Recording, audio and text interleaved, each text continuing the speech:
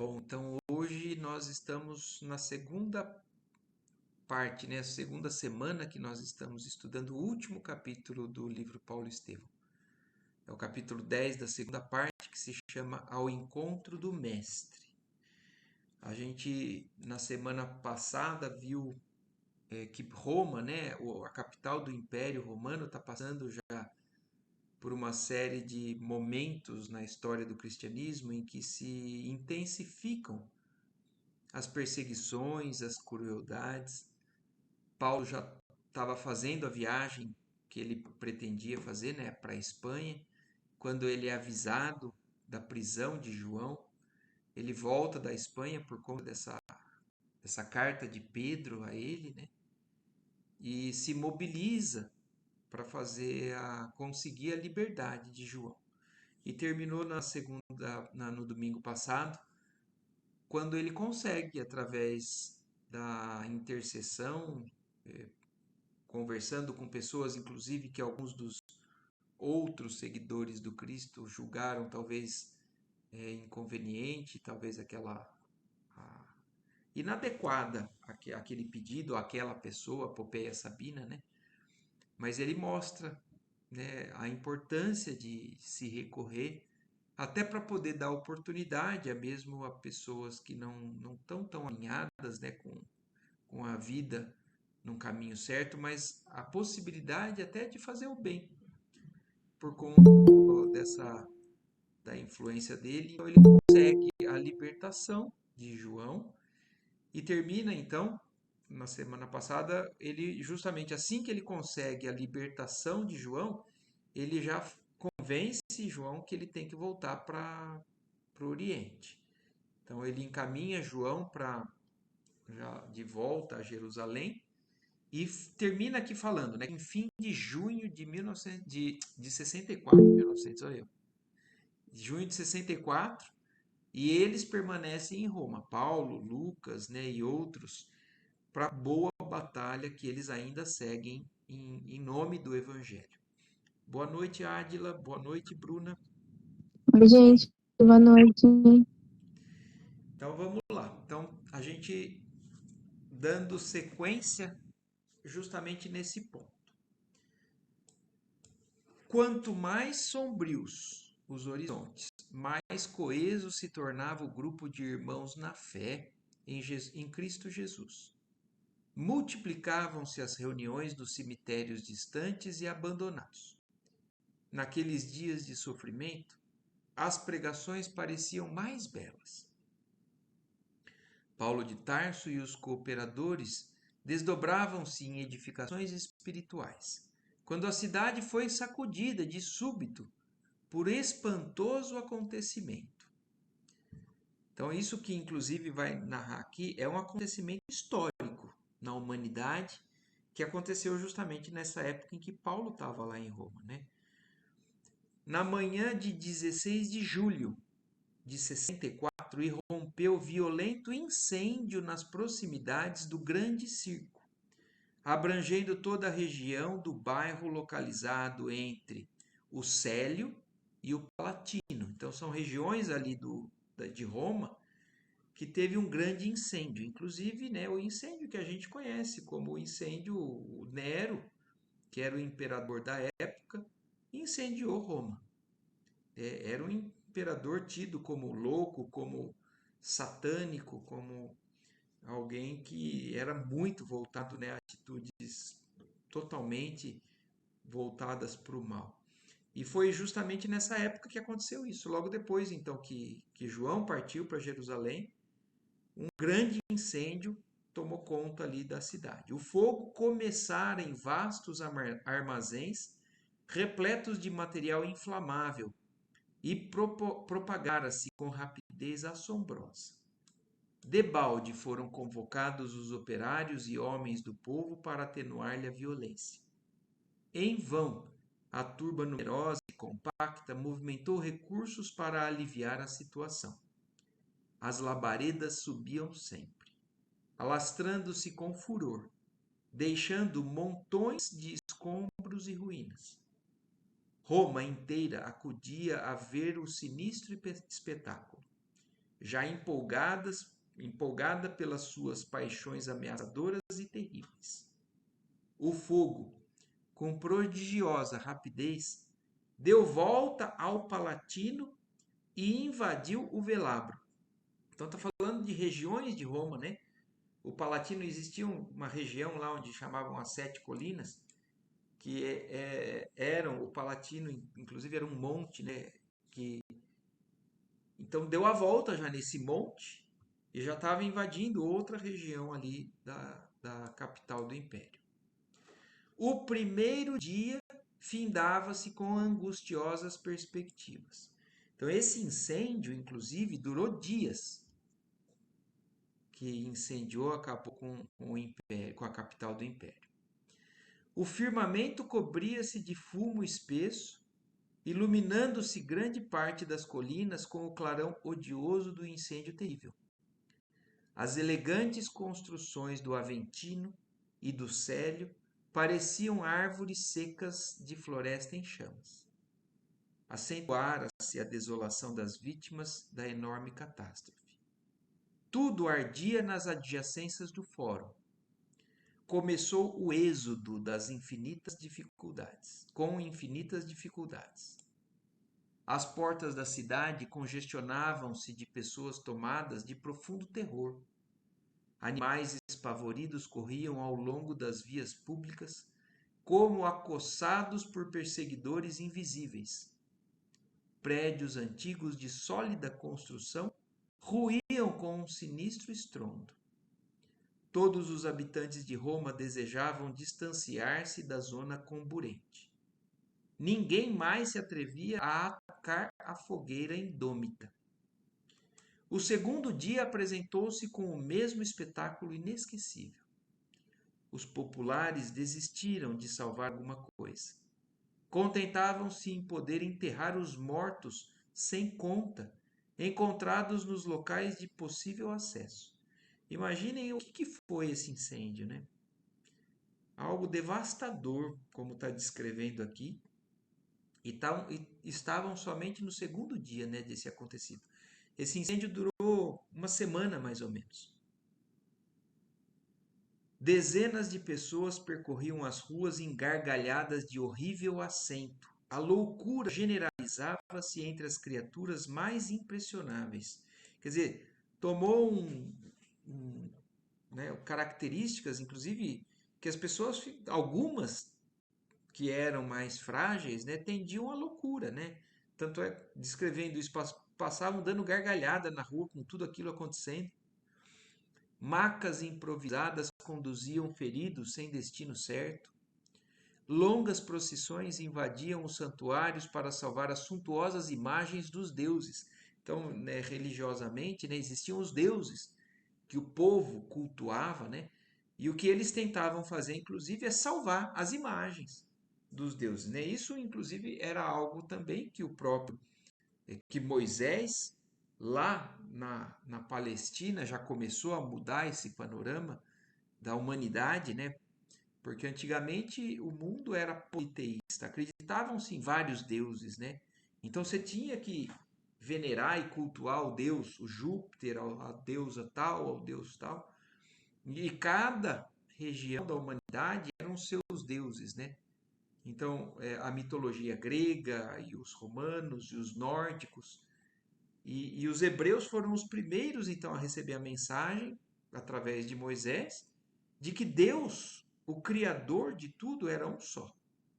E Jesus vem confirmar isso, inclusive mudar a forma de encarar esse Deus que antes era mais ou menos como um tirano, e que, a partir de Jesus, enxergam Deus como um pai amoroso e sábio. E dali para frente a gente vem mudando, né, a nossa forma de entender essa divindade. Mas ali em Roma, ainda naquela época, eles eram politeístas. Eles não tinham ainda tão intensamente a influência do que, né, a lei mosaica trouxe. E eles então corriam para tentar salvar essas imagens desses deuses. Milhares de mulheres acompanhavam a figura impassível dos numes tutelares, em dolorosas súplicas, fazendo votos de penosos sacrifícios em vozes estentóricas.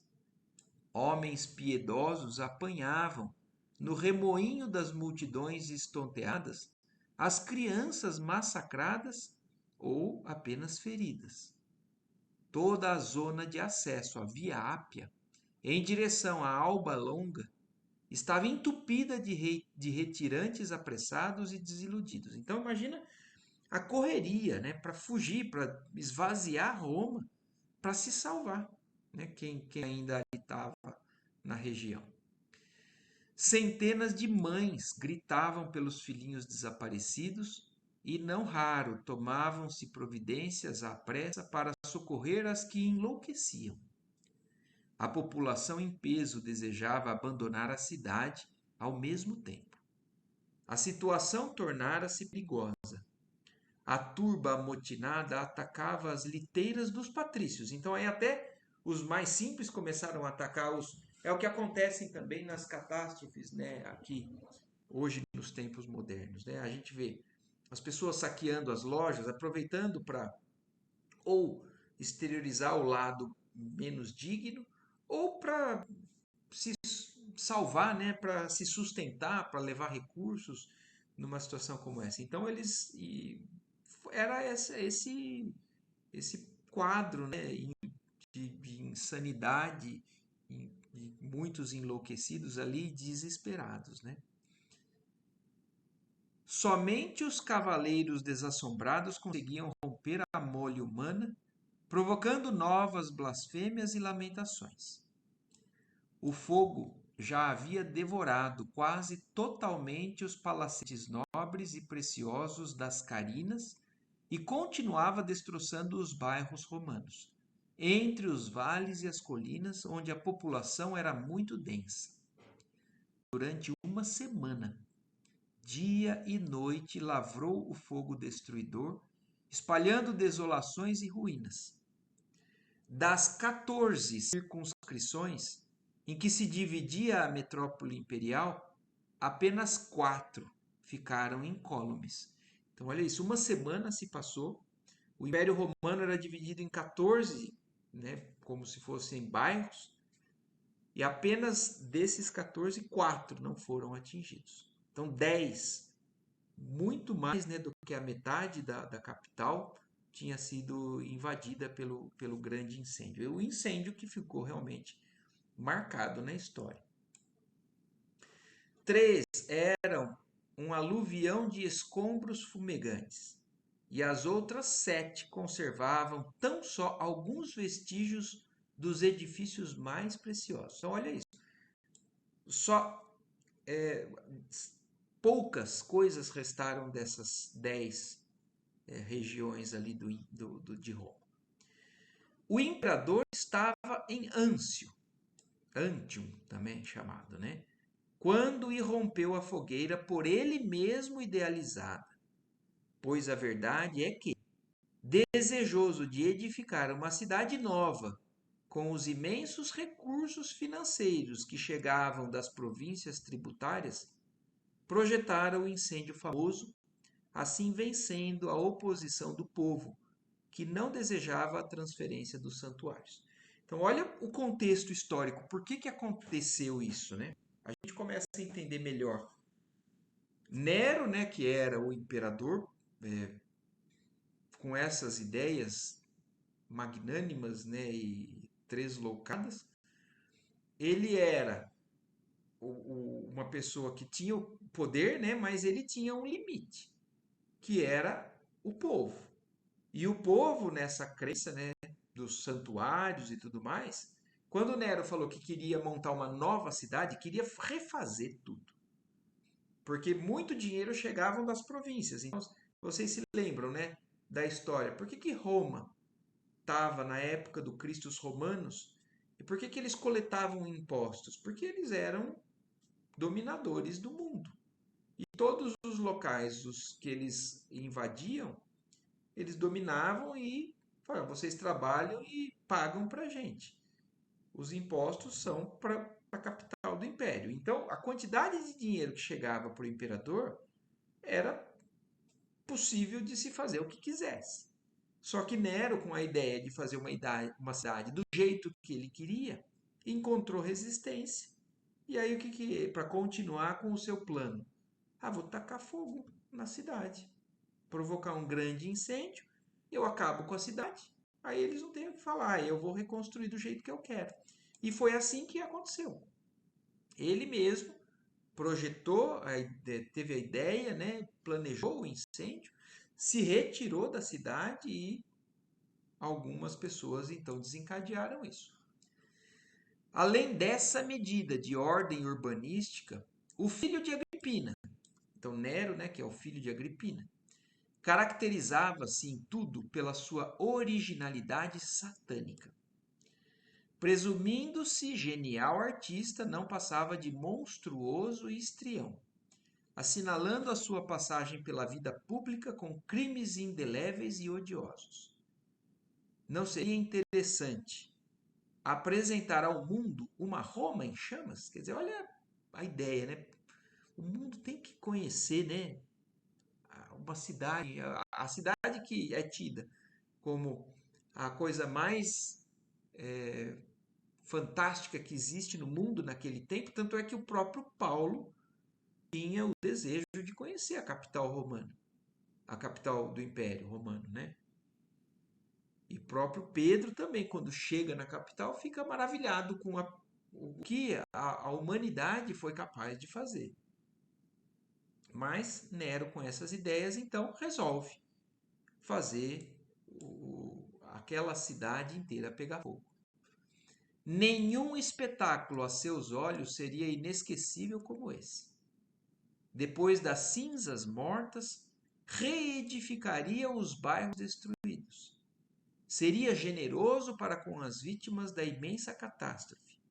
Passaria a história do império como administrador magnânimo e amigo dos súditos sofredores. Porque ele planejou tudo isso, executou tudo isso, mas às escondidas, né? Ele não falou que foi ele quem ateou fogo. É claro que depois o mundo veio a saber.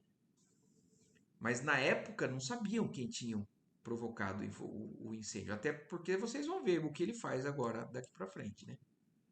Alimentando tais propósitos, combinou o atentado com os áulicos de sua maior confiança e intimidade, ausentando-se da cidade para não despertar suspeitas no espírito dos políticos mais honestos.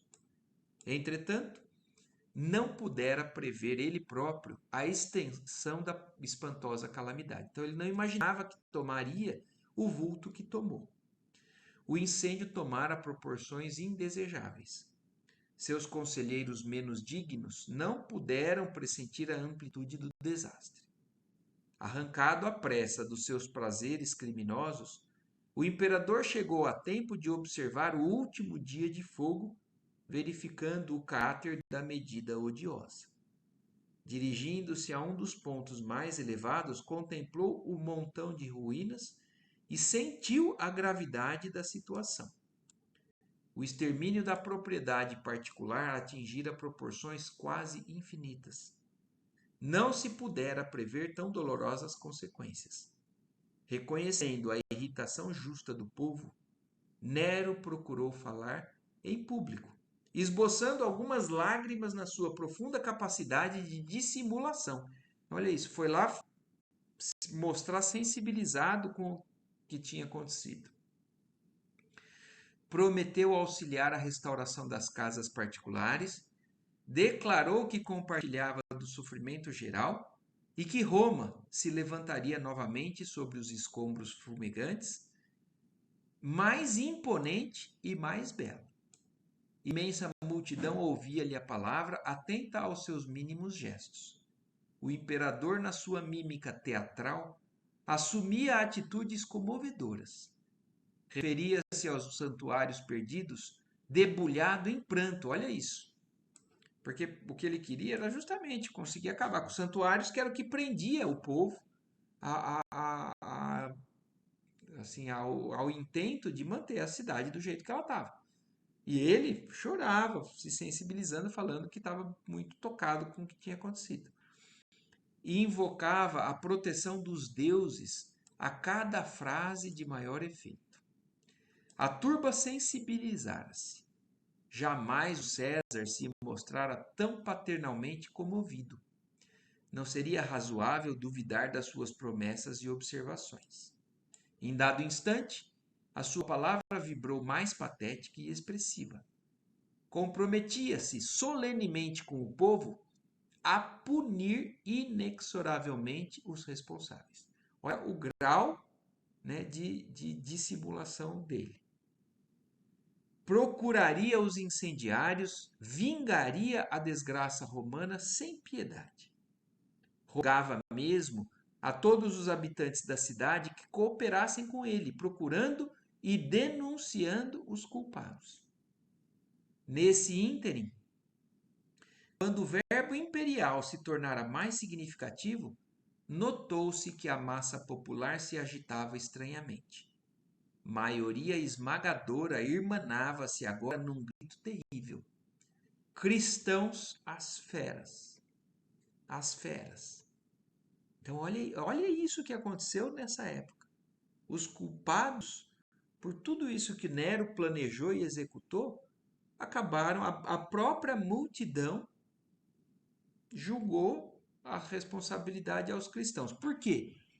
Para eles acreditavam nos deuses deles.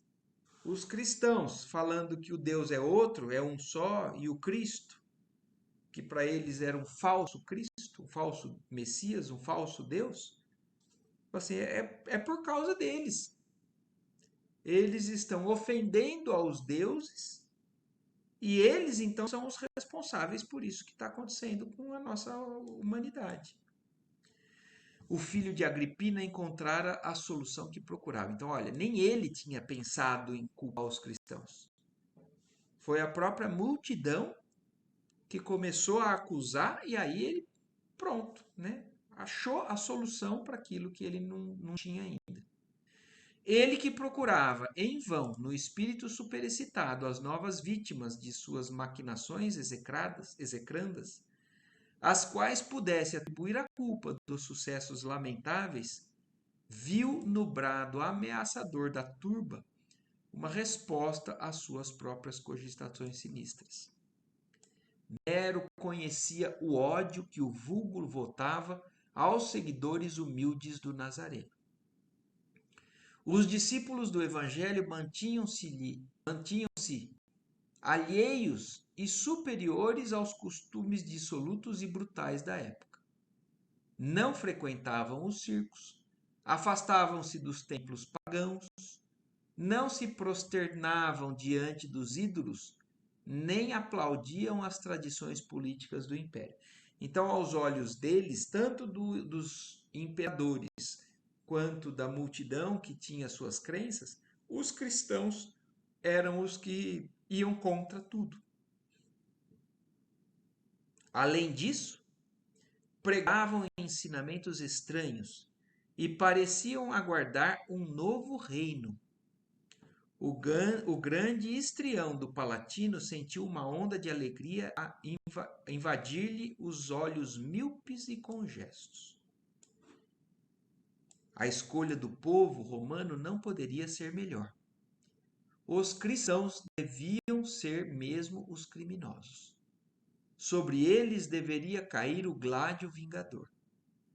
Trocou um olhar inteligente com o Tigelino, como a exprimir que haviam apanhado ao acaso a solução imprevista, e logo afirmou à massa enfurecida que tomaria providências imediatas para reprimir os abusos e castigar os culpados da catástrofe. Finalmente, que o incêndio seria considerado crime de lesa majestade e sacrilégio, para que os castigos também fossem excepcionais. O povo aplaudia freneticamente, antegozando as sensações do circo, com esgares de feras e cânticos de martírios.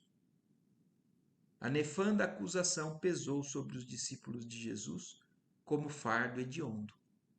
Então, se antes já estava complicando a situação para os cristãos ali, né, na região, agora que tinha realmente fechado, né, esse peso sobre eles. As primeiras prisões realizaram-se como flagelo maldito. Numerosas famílias refugiaram-se nos cemitérios e nos arredores da cidade meio destruída, receosas dos algozes implacáveis. Praticava-se toda espécie de abusos. Jovens indefesas eram entregues nos cárceres ao instinto feroz de soldados sem entranhas.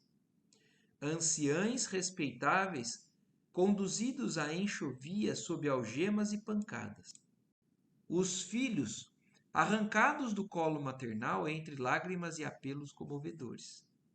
Tempestade sinistra caíra sobre os seguidores do crucificado, que se submetiam a punições injustas de olhos no céu.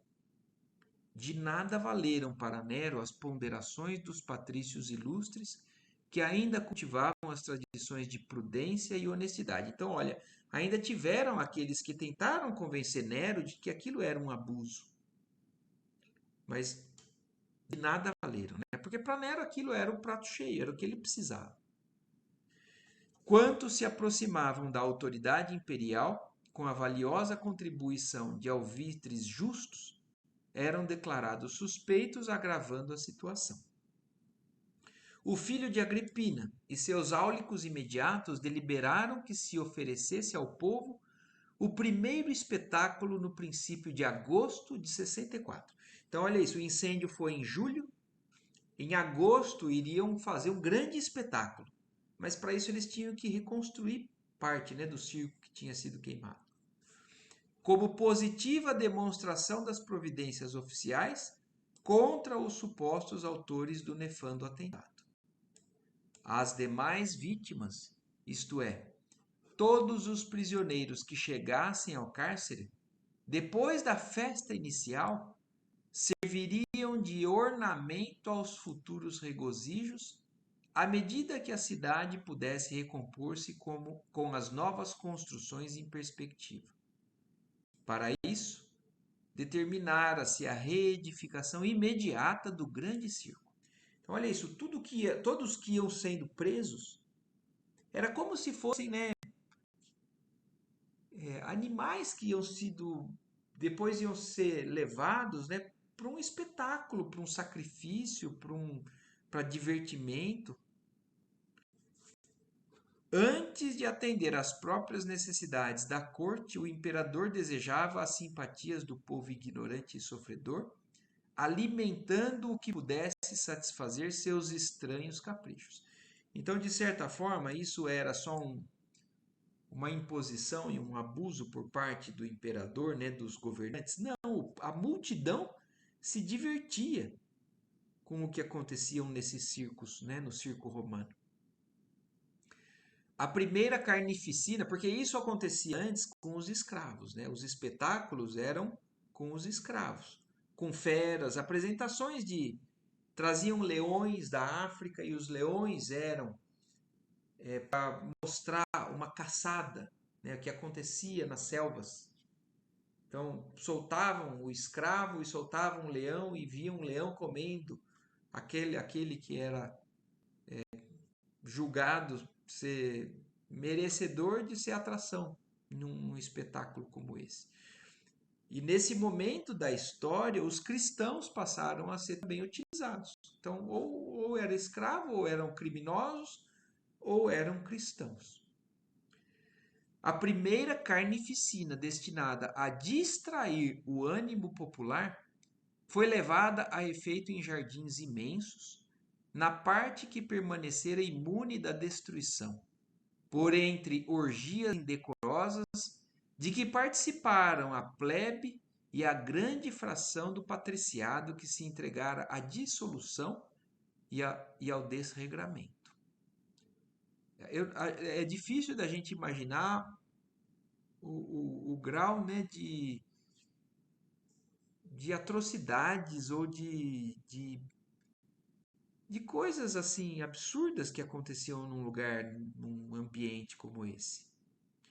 A festividade prolongou-se por noites sucessivas, sob a claridade de esplêndida iluminação e o ritmo harmonioso de numerosas orquestras, que inundavam o ar de melodias enternecedoras.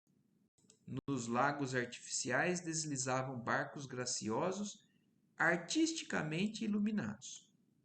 No seio da paisagem, favorecida pelas sombras da noite, que as tochas poderosas não conseguiam afastar de todo, repastava-se a devassidão em jogo franco. Ao lado das expressões festivas, enfileiravam-se as do martírio dos pobres condenados.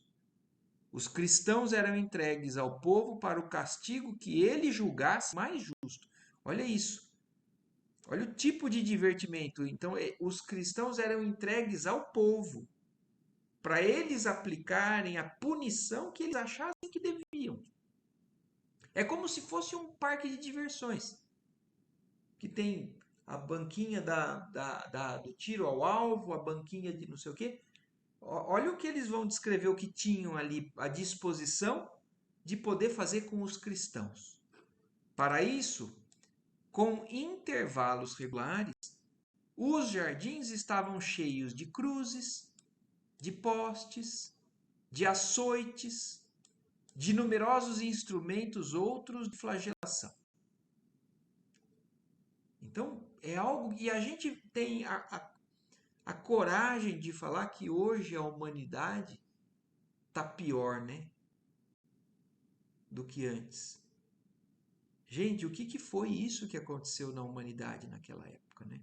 Eu acho que hoje a humanidade está mais sensível, sim, aos absurdos que a gente vê ainda acontecendo por aí.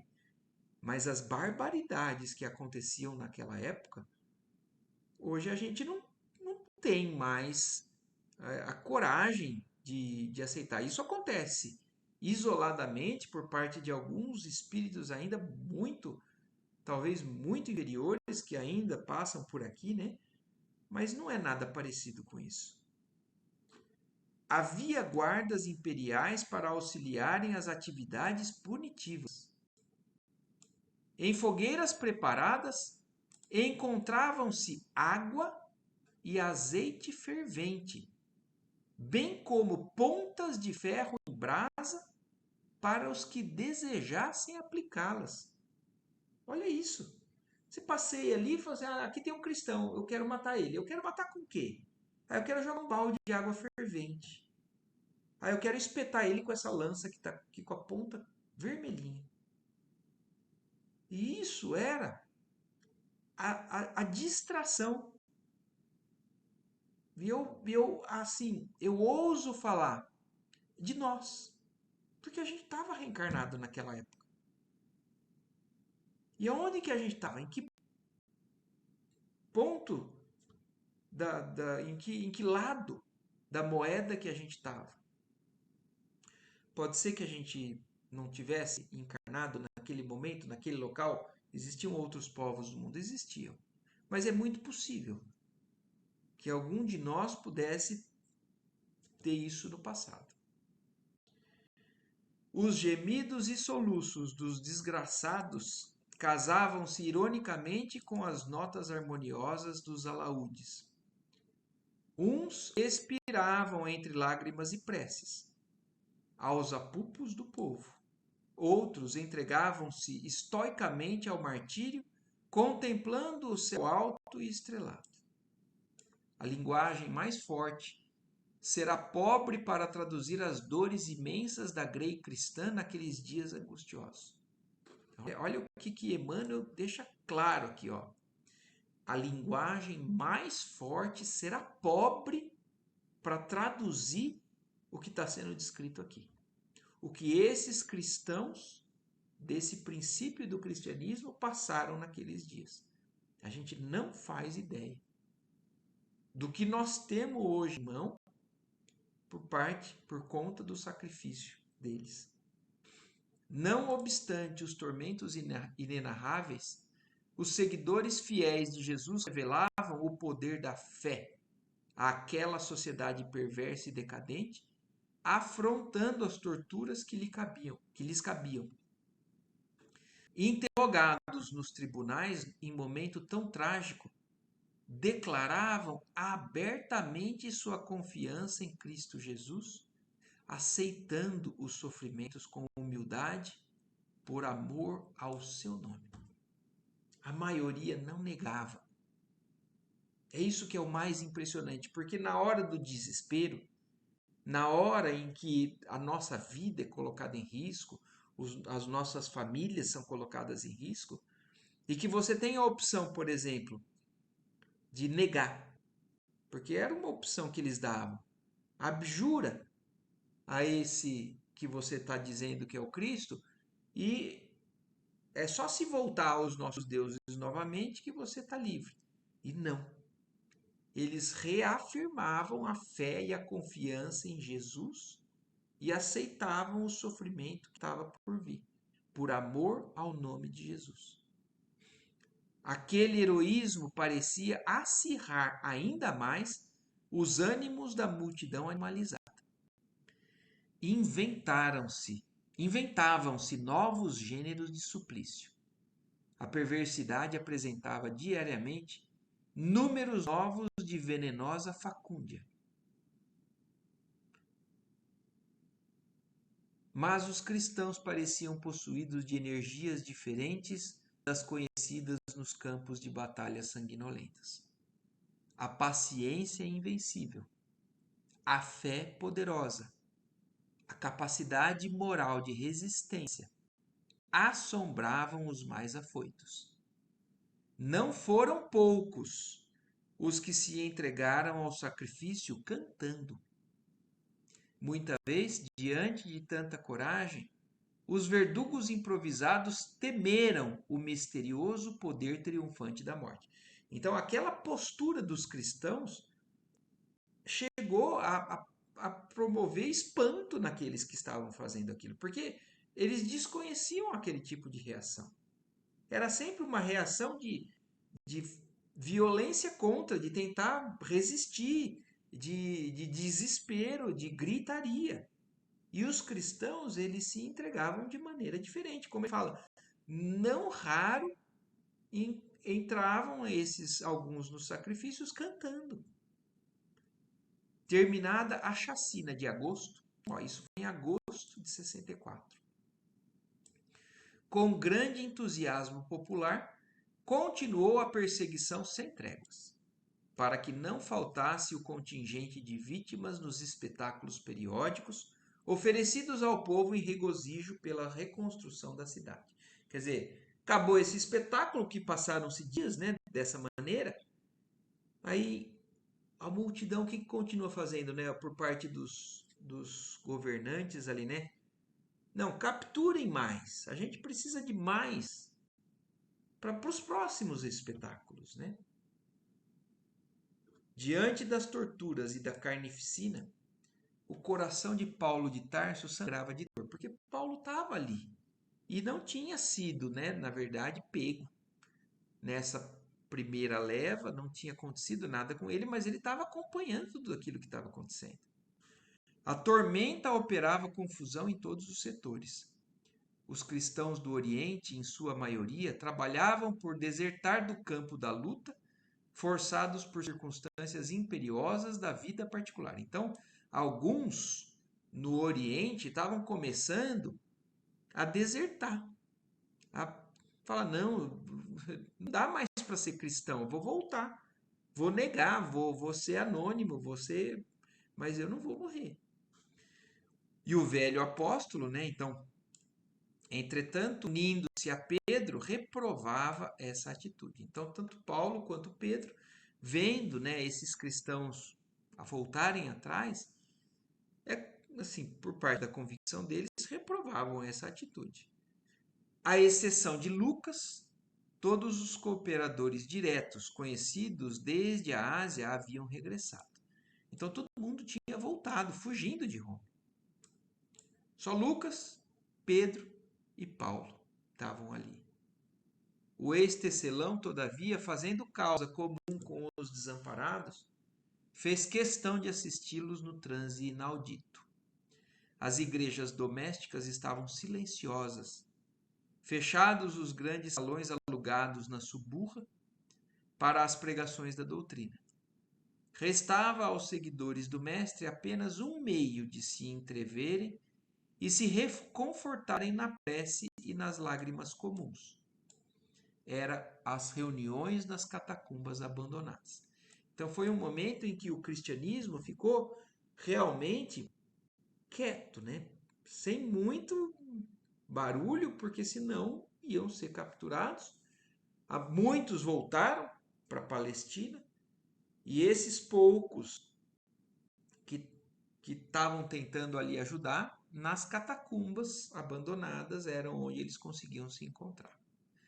E a verdade é que não poupavam sacrifícios para acorrer a esses lugares tristes e ermos. Eram nesses cemitérios esquecidos que encontravam o conforto fraternal para o momento trágico que os visitava. Então era um momento de muito medo, né, por parte, eu imagino, por parte desses cristãos que estavam vivendo, apesar da convicção, eles estavam passando por instabilidades emocionais. E Paulo, então, também continuou sendo o ponto de apoio para eles, né? Ali oravam, comentavam as luminosas lições do Mestre e auriam novas forças para os testemunhos impendentes.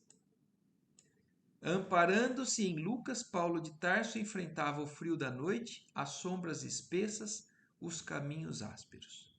Enquanto Simão Pedro cogitava de atender a outros setores, o ex-rabino encaminhava-se aos antigos sepulcros, levando aos irmãos aflitos a inspiração do Mestre Divino que lhe borbulhava na alma ardente. Então ele, mesmo com idade, com dificuldade, ele ia para poder falar, consolar, amparar a esses que estavam passando por essas dificuldades. Muitas vezes as pregações se realizavam alta madrugada, quando o soberano silêncio dominava a natureza.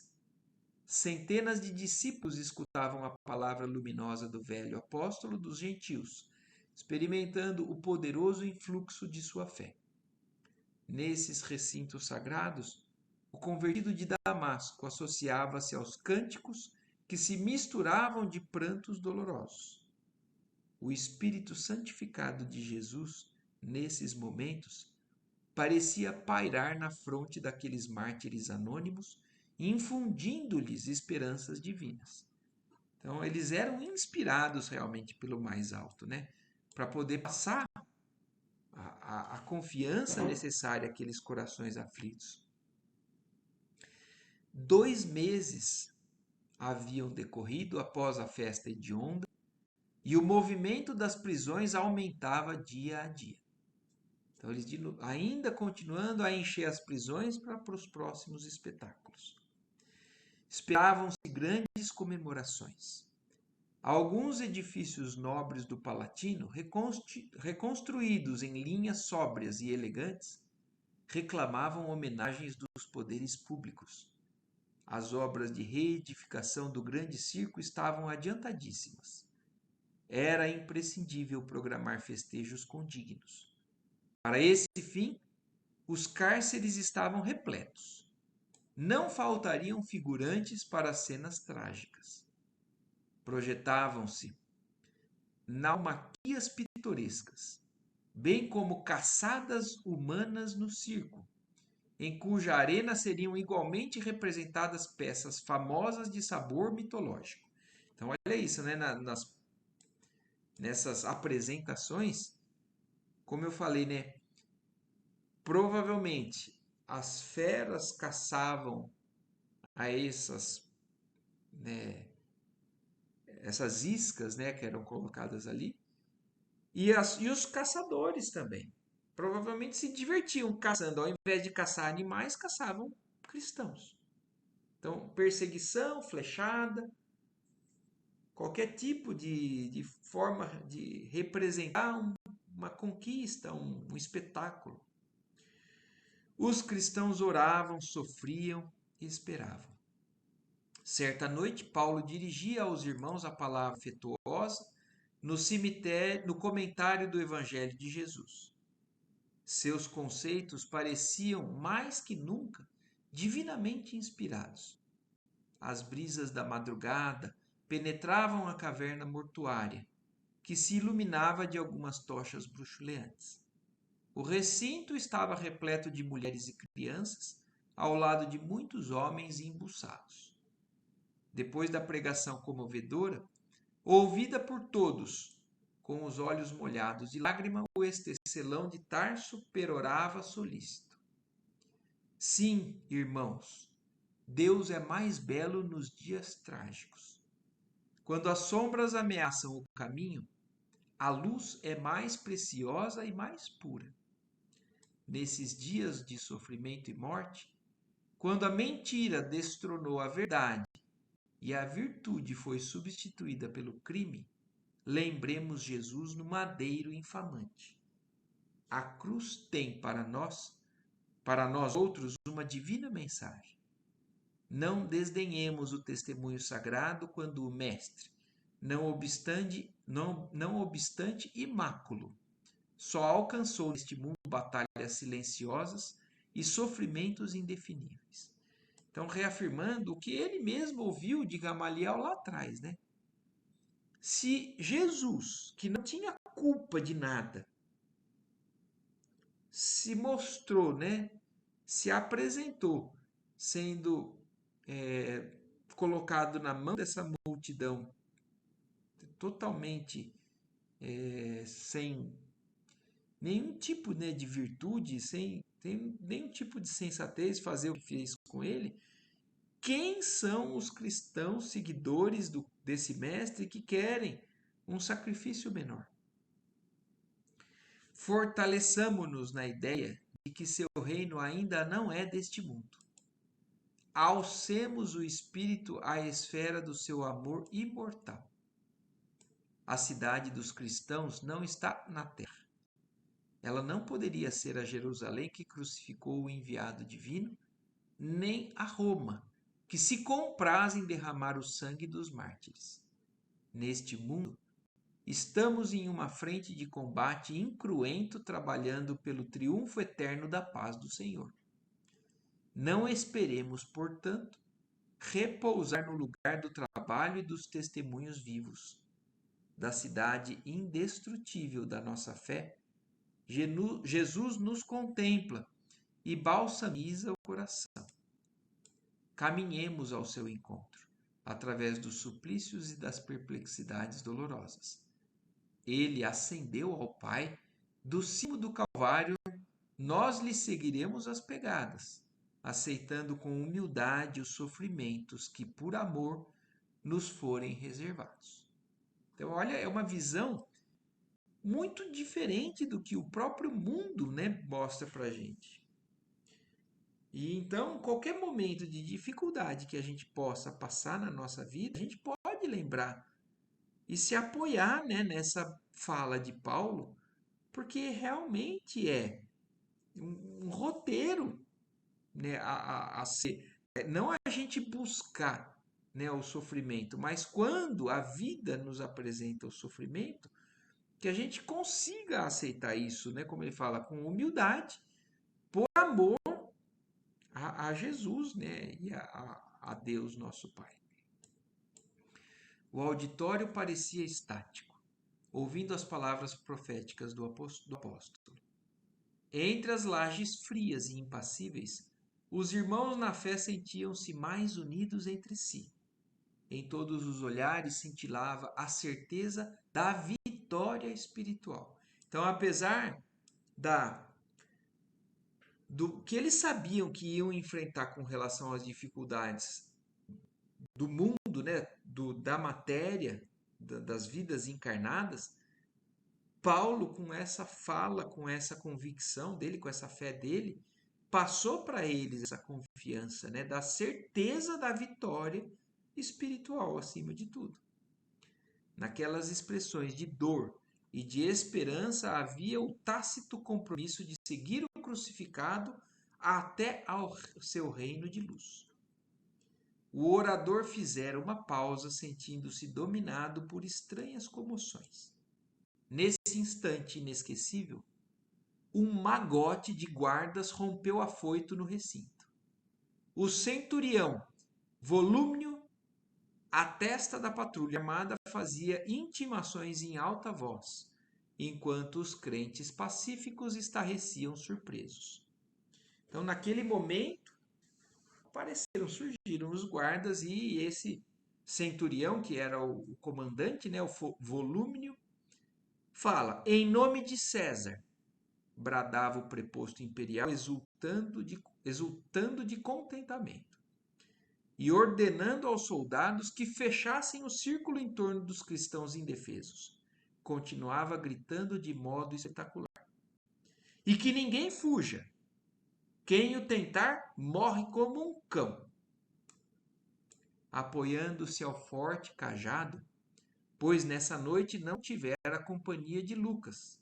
Olha isso, Paulo estava sozinho, tinha ido com a dificuldade que ele tinha, com o cajado dele, vendo a cena e ouvindo aquilo que esse centurião falou, Paulo ereto, evidenciando sua energia moral, exclamou firmemente: e quem vos disse que fugiríamos? Ignorais porventura que os cristãos conhecem o mestre a quem servem? Sois emissário de um príncipe do mundo, que estes sepulcros esperam. Então, olha o que ele está falando. Você está falando em nome do César, né? Em nome de César. Você acha? Nós sabemos a quem a gente segue. Você acha que a gente vai fugir? E você está falando em nome de alguém que esses sepulcros aqui esperam, quer dizer, é alguém que é mortal também. Mas nós somos trabalhadores do Salvador magnânimo e imortal. Volúmnio fitou-o surpreso. Quem seria aquele velho cheio de energia e combatividade? Apesar da admiração que lhe inspirava, o centurião manifestou seu desagrado num sorriso de ironia. Medindo o ex-rabino de alto a baixo, com um olhar de profundo desprezo acrescentou: atentem bem no que aqui dizem e fazem. E depois de uma gargalhada, dirigiu-se a Paulo com insolência: como ousas afrontar a autoridade de Augusto? Quer dizer, para eles, o César era o Deus da terra. E falou assim: como que você ousa falar, né, do Augusto César dessa maneira? Devem existir, de fato, diferenças singulares entre o imperador e o crucificado de Jerusalém. Quer dizer, menosprezando, falou assim: você está falando daquele que foi crucificado lá em Jerusalém? Então, existe uma diferença muito grande para o centurião falando, né? O César é o César. O seu já está morto. Foi crucificado como um criminoso. Não sei aonde estaria seu poder de salvação para deixar suas vítimas ao abandono, no fundo dos cárceres ou nos postes do martírio. Então, para eles, realmente tudo isso era uma palhaçada, essa questão do cristianismo. E para eles, o César era o poder. E aí, falando tudo isso para Paulo, né? E Paulo segue dando lição para a gente. Essas palavras eram pontilhadas de mordaz ironia, mas o apóstolo respondeu com a mesma nobreza de convicção: enganai-vos, centurião. As diferenças são apreciáveis. É que vós obedeceis a um infeliz e odiento perseguidor, e nós trabalhamos por um Salvador que ama e perdoa. Imagina a audácia, né, de alguém falar assim do imperador. E Paulo, né, como fala, né, com a mesma convicção, a nobreza da convicção dele, fala para o centurião. E segue falando: os administradores romanos impensadamente poderão inventar crueldades, mas Jesus nunca cessará de nutrir a fonte das bênçãos. A resposta produzira grande sensação no auditório. Os cristãos pareciam mais calmos e confiantes. Os soldados não ocultavam a enorme impressão que os dominava. A gente tem que parar e pensar, né? Como a postura e a reação de alguém com a fé que Paulo tinha muda o padrão vibratório tanto dos que estão sendo perseguidos quanto dos que estão perseguindo. Porque assim, se todos se desesperassem, todos afundariam ali. E Paulo, com toda essa sabedoria, calma, lucidez dele, fala tudo o que fala e isso o que faz? Gera calma naqueles outros que estavam assim fadados ao que iria ser pela frente, de sacrifício, de sofrimento, e deixa estático aqueles que estavam ali achando que estavam por cima de tudo. Nós estamos ao lado de César e a gente é todo poder. E naquele momento eles se sentem, o que é isso que está acontecendo, né? Então a resposta produzia grande sensação no auditório, os cristãos pareciam mais calmos e confiantes, os soldados não ocultavam a enorme impressão que os dominava. O centurião, embora reconhecendo o desassombro daquele espírito varonil, não queria parecer fraco aos olhos dos subalternos e exclamou irritado: Vamos, Lucínio, 3 bastonadas nesse velho atrevido. O nomeado avançou para o apóstolo impassível. Quer dizer, imaginem isso, até isso, né? Aí vai em cima, a pessoa não se defende, não continua em paz.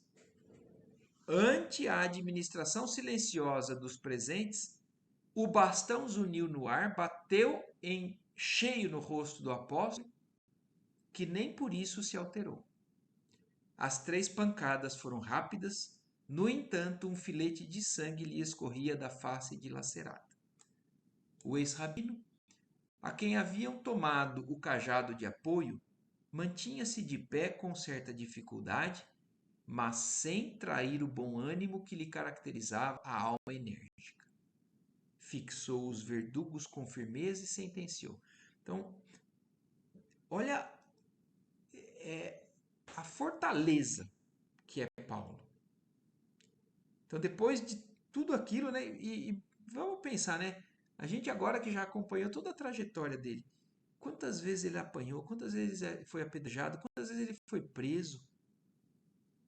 E ainda Paulo agora, com a idade que já tem, se mantém firme e fala: Não podeis ferir senão o corpo. Podereis amarrar-me de pés e mãos, quebrar-me a cabeça, mas as minhas convicções são intangíveis, inacessíveis aos vossos processos de perseguição. Então, olha o que Paulo fala para eles: vocês podem fazer o que vocês quiserem comigo, mas materialmente vocês podem me prejudicar, mas espiritualmente é inacessível o que Jesus construiu dentro do meu coração, o que Jesus já construiu no meu espírito. E aí, então, quando ele fala isso, né? Diante de tanta serenidade, Volúmnio quase recuou aterrado. Não podia compreender aquela energia moral que se lhe deparava aos olhos cheios de espanto.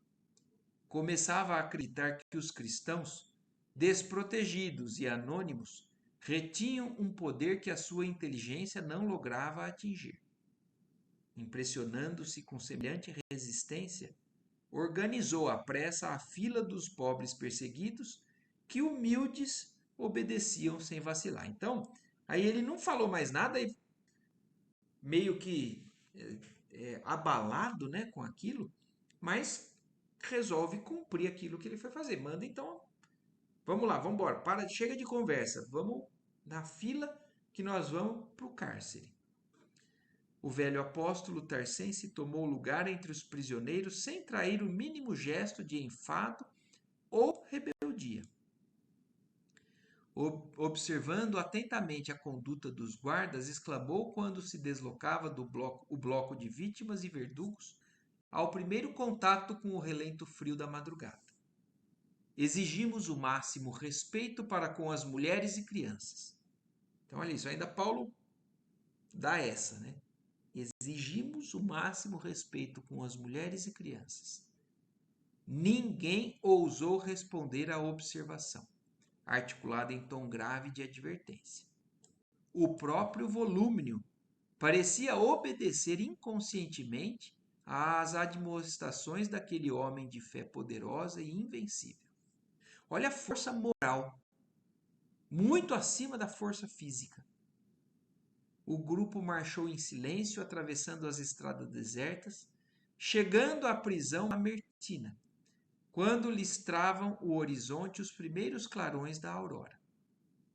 Atirados previamente num pátio escuro, até serem alojados individualmente nas divisões gradeadas e infectas, os discípulos do Senhor aproveitaram esses rápidos momentos para conforto mútuo, para trocarem ideias e conselhos edificantes. Então eles chegaram, né, e foram presos, foram jogados, né, nessas prisões, né, ali da prisão que é chamada prisão mamertina. E antes de entrarem nas prisões, ali ainda antes de se separarem, ainda trocaram mais o apoio, né, o consolo, a força que eles podem, os mais fortes, passar para os mais fracos, o encorajamento, e foram então colocados na prisão. E mais uma vez, então, Paulo está sendo preso, mas nessas condições morais que a gente já vê ali agora exemplificar, né, através da sua postura, da maneira que ele lida com as dificuldades materiais. E por hoje nós vamos encerrar por aqui, né, mostrando esse momento, né, dessa prisão de Paulo, para que a gente siga na semana que vem a partir aqui do item 41. Alguém tem alguma dúvida ou algum comentário, alguma observação para fazer do que passou? Não? Só refletir, né? Só ficar digerindo tudo isso. É muito forte, né? A descrição. E ainda vai ser mais. Certo? Então, que nós todos aqui envolvidos, né, nessa vibração, porque nós estamos, de alguma maneira, buscando alcançar a vibração de Paulo, ouvindo a história dele. Então, de alguma maneira, a gente se transporta nesse momento para isso, né? E que isso seja útil para cada um de nós. Certo? Boa noite, então, para todos. Uma ótima semana. Ótima semana. Boa noite, pessoal. Tchau, Tchau, tchau. tchau.